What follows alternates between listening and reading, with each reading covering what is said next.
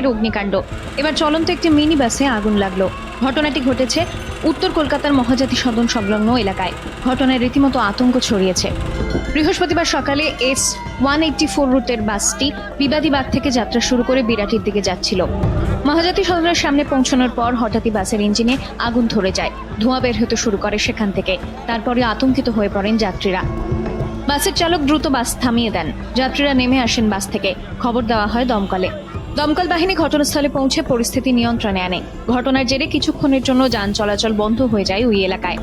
তবে যাত্রীরা সুস্থ রয়েছেন বলে জানা গিয়েছে। বিগত কয়েক মাসে পরপর বেশ কয়েকটি আগুন লাগার ঘটনা ঘটল শহর কলকাতায়। 11 জুন পার্ক স্ট্রিটের একটি রেস্তোরাঁয় আগুন লাগে। এর কদিন পরই আগুন লাগে কসবার অ্যাক্রোপলিস মলে। জানা গিয়েছিল সেখানকার একটি রেস্তোরাঁর কিচেন থেকে আগুন লাগে। কিছুদিন আগে আগুন লাগে ব্যাংকশাল কোর্টের পেছনে গাস্টিন প্লেসে। একটি পুরনো বাড়িতে আগুন লাগার জেরে আতঙ্কিত হয়ে পড়েন বাসিন্দারা। এরপর বৃহস্পতিবার সকালে বাসে আগুন লাগার ঘটনায় ফের আতঙ্ক ছড়ালো শহরে।